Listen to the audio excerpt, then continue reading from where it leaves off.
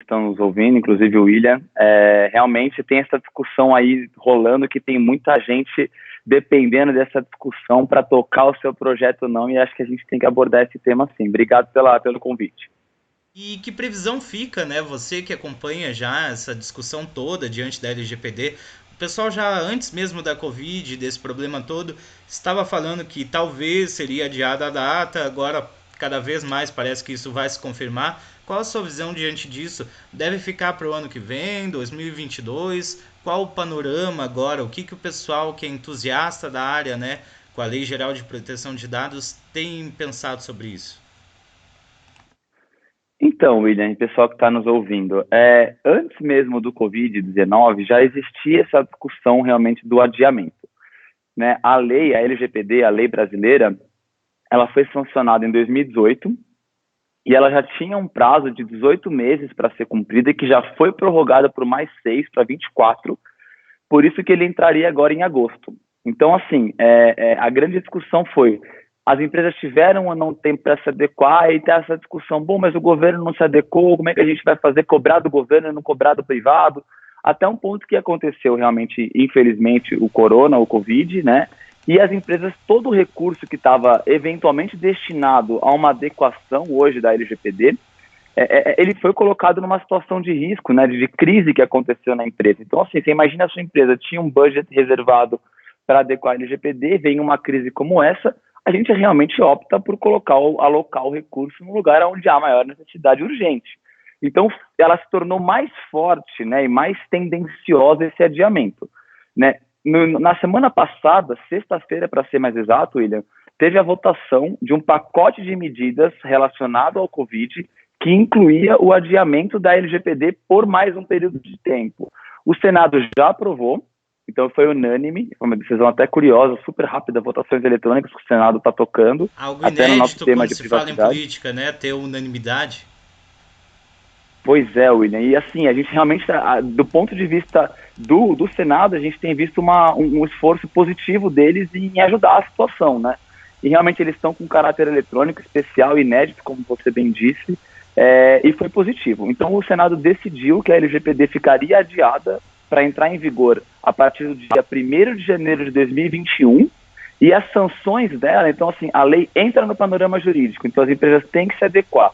Porém, a autoridade que foi criada junto com a lei, ela só poderá sancionar as empresas a partir do dia 1º de agosto de 2021. Então, a lei entra em vigor 1º de janeiro de 2021 e a sanção poderia ser cobrada pela autoridade a partir de 1º de agosto de 2021. Ou seja, ainda teria um Mas, como período você para adaptação, né? Isso, exatamente. Aí tem uma discussão interessante de se o titular do direito pode procurar o judiciário nesse intervalo de tempo, né, ou não, ou só depois que a autoridade puder fazer a sanção. Mas aí eu acho que a gente pode falar mais para frente. Só que só um tema importante ainda não há uma definição, William, de que a lei vai ser adiada. Né? Como a gente estava conversando, ainda falta a Câmara, né, que seria a segunda parte da votação, decidir a favor desse adiamento. Né? Ainda não se tem uma data prevista, mas deve ser breve, porque é um pacote que contempla medidas econômicas, sociais, não só LGPD, então deve ser voltado para discussão rapidamente na Câmara, e o que a gente tem escutado é que provavelmente vai aí sim para uma questão de adiamento. Lucas, e você que acompanha bastante, né, todas as discussões, os debates acerca da LGPD, como você tem percebido, as empresas estão dando a importância devida para esse tema? Elas estão se preparando? Olha, eu acho que as empresas que vêm de um panorama de cumprimento de regras europeias, por exemplo, ou dos Estados Unidos, multinacionais, essas sim, de fato, estão sim se adequando já há um tempo. Tem algumas que já estão adequadas. Lá no meu escritório a gente já terminou algumas adequações, hoje em dia temos algumas acontecendo, algumas já foram acabadas. Mas o problema é que pequena e média empresa realmente tem geralmente um budget muito apertado, eles têm um orçamento curto para novos investimentos. Então, o que as empresas estão fazendo é tentando atacar o foco do problema, ou estavam agora, com o corona, o dinheiro vai para outro lugar, mas elas estavam tentando colocar recursos, né, William, aonde de fato a LGPD poderia cobrar. Então, fazer aquele mapeamento de risco, ou colocar um treinamento conscientizando as mudanças que a lei trará, isso tem sido feito. Isso a gente tem visto, não é totalidade, realmente. Ainda tem muita empresa que não conhece, desconhece de fato que a lei está entrando, está no panorama jurídico hoje nacional. Mas, assim, a gente vê um bom esforço, um esforço positivo das empresas quando a gente aborda elas em tentar se adequar. Realmente há um esforço, mas a gente sabe que o ano foi comprometido financeiramente. Então, talvez fique para o ano que vem essa parte de adequação de algumas empresas pequenas e médias, né? E outra dúvida que é bem comum, a gente recebe aqui, os leitores da revista Seguro Total sempre perguntam, né? É a questão da figura do gestor dos dados na empresa. É melhor ter alguém da equipe interna cuidando disso? Ou existe a possibilidade de terceirizar, né? Até para diminuir os gastos dessa função? Como que você enxerga isso? Perfeito, ótima pergunta. O gestor dos dados, a lei brasileira, ela chama do encarregado. E a lei europeia, e a gente na tradução a gente chama de DPO, que seria o Data Protection Officer, que seria o CEO dos dados. É o gerente, o diretor dos dados na empresa. Ele pode sim ser terceirizado, ele pode ser interno, mas aí é uma coisa que você tocou num ponto curioso. Ainda precisa de uma regulamentação. Por isso que a autoridade, a ANPD, que é a Autoridade Nacional de Proteção de Dados, que foi criada junto com a lei, mas ainda não tem seus membros definidos e principalmente ainda não tem um caráter de poder impor algumas diretrizes, ela que deveria ser a responsável por organizar esse encarregado, esse gestor dos dados. Então, ainda há uma dúvida muito grande no Brasil, né? Na Europa a gente vem acompanhando algumas empresas que a gente adequou aqui no Brasil para a Europa, inclusive. Quem é essa pessoa? Então, lá na Europa tem usado muito a terceirização desse serviço. Quando ele é interno, ele tem usado uma pessoa, por exemplo, assim, a lei não diz que pode ser um estagiário ou não, por exemplo, pode ser alguém do jurídico, alguém de TI, a lei não especifica, mas tem se visto a tendência a indicar alguém sênior para ajudar, de fato, a ter um bom relacionamento dentro da empresa. Ir na diretoria, solicitar recursos, se precisar, ir na diretoria, reportar um risco. Tem alguém que tem um trânsito importante na empresa. E, além disso, é uma discussão ainda doutrinária, mas assim, no sentido de essa pessoa teria que ter uma liberdade de decisão. Ela não poderia estar literalmente linkada no resultado da empresa. Então, aquela pessoa que assina o contra-cheque, mas define o uso de dados, em regra, ela poderia ter um juízo de valor tendendo a um lado econômico e não seguindo a lei propriamente dita. Deixa entendeu? eu até pegar um então, gancho isso que você está falando. Claro. Muitos advogados falam que, por exemplo, a pessoa do marketing é a menos recomendada para cuidar dessa parte. Olha, a gente tem muita empresa de publicidade no hall do escritório, então assim, realmente eles têm às vezes uma certa coisa de olhar pra gente e falar, vocês vão acabar com o negócio, por isso que eles dizem que não seria, né? Mas a gente tem visto o marketing pelo contrário, depois que a gente começa a conversar com eles entendem ser positivo a mudança para a LGPD, porque a gente começa a dar como é que eu posso dizer? A gente chama de minerada dos dados. Então, assim, às vezes as empresas coletam muitos dados, seja de terceiros, de clientes ou até de funcionários, naquela expectativa de um dia eu vou usar. Mas às vezes ela está só assumindo um risco interno e gastando dado de armazenamento, dinheiro, recurso, porque ele tem que aumentar o data center dele, e nunca usou, ele nem sabe que ele tem.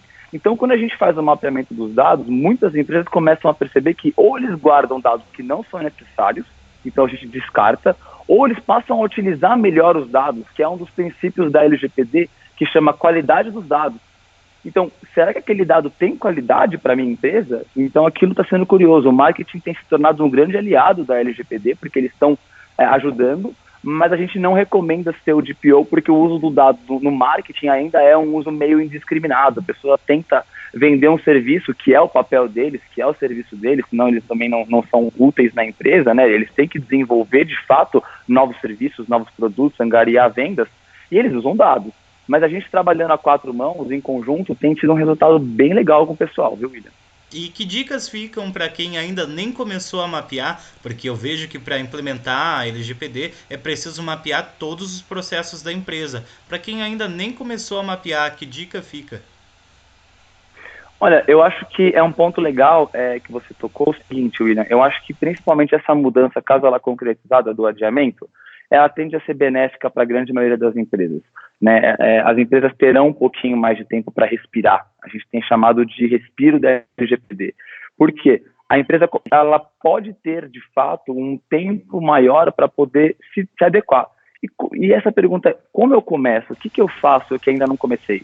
A gente tem forçado e colocado isso na mesa do que a gente tem que entender o que é a LGPD, qual que é o cenário da privacidade hoje em dia no Brasil. O meu sócio lá no escritório, ele dá, o Renato, né, ele dá um exemplo muito curioso, que é, quando a gente trabalhava em história de advocacia no passado, a gente tinha um arquivo nas nossas costas, sentado na mesa, aí chegava um estagiário ou um advogado júnior e falava assim pra gente, William, me passa a pasta do caso João Roberto, por exemplo. A gente fazia 3 perguntas para ele. Para quê? O que você vai pegar e quando você me devolve? Hoje em dia, a gente dá nosso CPF, dá nosso nome, dá nosso RG, nome da nossa mãe, do nosso pai, e nós não perguntamos essas 3 perguntas e nem temos essas respostas. A lei veio justamente para devolver essas 3 perguntas e as 3 respostas para quem é titular daquele dado. Então, a empresa que começar a conscientização interna, e esse é o ponto principal, treinamento, treinar as áreas importantes da empresa que tem contato com o cliente, que tem contato com o dado, né, o marketing, por exemplo, o jurídico, né, criar uma força-tarefa não só jurídica, não é, a LGPD não é uma lei jurídica, ela é uma lei também técnica, que tem a presença do TI, segurança da informação, são vários setores que precisam estar colaborando com o jurídico para ajudar com compliance, como a gente defende no nosso escritório, que é um guarda-chuva de processos, né, de compliance. Então, assim, é importante conscientizar internamente. Treinamentos, comunicações, entender o que vai mudar. Então, que direitos eu terei, que direitos eu terei que avisar, o que eu posso fazer com o dado, o que eu não posso mais fazer com o dado. Então, a palavra da vez, eu acho, e esse tempo novo que a gente pode estar ganhando, é a palavra conscientização, William. A gente tem que se conscientizar que dado é algo importante. Privacidade é um diferencial competitivo hoje em dia. E o principal que eu acredito dessa lei é evitar o desvio, né, dos dados. Muitas vezes você preenche um cadastro, quando você vê tá ligando empresas que você nunca teve relação, né? É mais ou menos isso que a Lei Geral de Proteção de Dados visa evitar. Perfeito, exatamente. A gente chama de princípio da finalidade e princípio da transparência.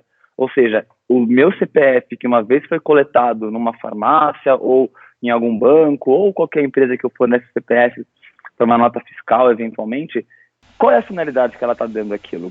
Ela vai vender o meu dado? Ela está fornecendo para um terceiro da relação econômica dela? Ou ela está usando internamente?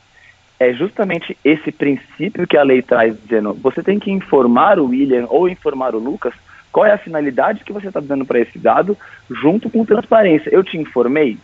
Então, está visível para você quando você me forneceu esse dado? Foi falado? Olha, Lucas, eu vou usar seu CPF para vender ele para um terceiro.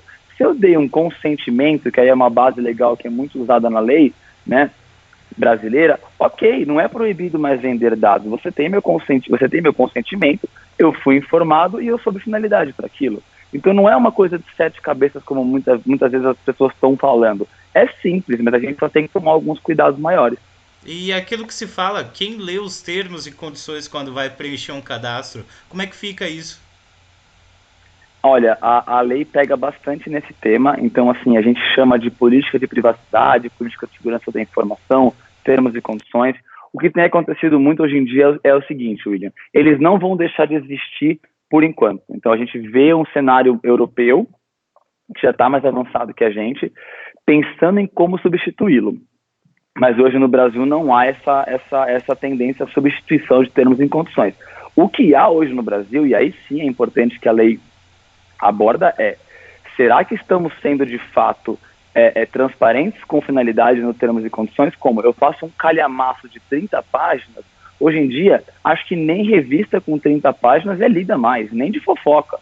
Então, assim, que são termos e condições que a gente tem ali, faço isso aí com letras difíceis, palavras difíceis, letras minúsculas, não é esse o objetivo. A lei está dizendo agora o seguinte, ele tem que ser claro, objetivo, curto e prático. Então, assim, hoje em dia a gente está vendo uma mudança de principalmente essas empresas de tecnologia, esses unicórnios, como os nacionais hoje em dia, criando termos e condições de 1, 2 páginas, às vezes imperativo. Então você consegue ter figuras, você concorda, você discorda, você pode optar, eu quero aquilo, eu não quero isso, eu quero tal coisa, e aquilo se torna uma leitura um pouco mais transparente, né, mais dinâmica para quem está usando. Então aqueles termos e condições de 30 páginas antigos, eles tendem a morrer e eles, pela lei, serão até ilegais, né? Então a ideia é dar uma repaginada, né? E aí que o pessoal de marketing entra muito forte. Eles adoram poder ser criativos. Então quando a gente dá assim, bom, você está livre agora para inovar nos termos e condições. Putz, eles adoram porque eles começam a criar mecanismos fantásticos de interagir com o terceiro, com o cliente. Sem falar que isso reforça essa relação com o cliente pela transparência, né? E vai de encontro à pergunta que eu quero fazer agora, que é justamente como que essas adaptações da LGPD ajudam no sistema de compliance das empresas, até aproveitando, né, a expertise da PIB Compliance. Bacana, Will. Essa é uma pergunta muito legal. A gente, há uns 2 anos atrás, a gente já estava dizendo isso, que LGPD, né, quando entrasse em vigor, vindo como é que estava na Europa, que já é desde 2016 lá a lei sancionada, a gente dizia o seguinte, a tendência de LGPD, na nossa visão, sempre foi ficar debaixo do que a gente chama de guarda-chuva do compliance dentro das empresas, jurídico, compliance. Por quê? Porque para nós, a LGPD, ela não deixa de ser duas coisas. Primeiro, treinamento e conscientização, e justamente compliance abarca muito isso, né? Tem uma abordagem muito forte nisso de falar, olha, o que pode fazer, o que não pode fazer, a questão de ética e princípios que compliance voltado para questão de corrupção, voltada para a questão de assédio, moralismo dentro das empresas, a gente tende a ver compliance atuando muito forte e tendo resultados positivos. Além, então, do treinamento e conscientização, o outro pilar que a gente vê muito forte na LGPD é a revisão de processos. É processo interno. Então, o dado entrou aqui, usou aqui e saiu aqui. Isso é um processo que você pode ser feito via formulário, via Excel, via que seja o que a gente chama do fluxo do dado dentro da empresa. Como é que é esse fluxo? Ele é um processo. Quem cuida de processos normalmente na empresa é compliance. Então, para a gente que entende que dessa visão de treinamento e conscientização e processos, compliance é a figura mais certa para nós, aliados sempre ao jurídico e sempre à TI. Não dá para se falar numa adequação hoje em dia sem TI, sem segurança da informação, sem jurídico, não existe. Então, compliance seria um gestor dessas áreas junto com elas, obviamente, atuando em conjunto para melhorar o sistema de revisão de processos da empresa. Então, compliance entra muito nessa parte. De que forma?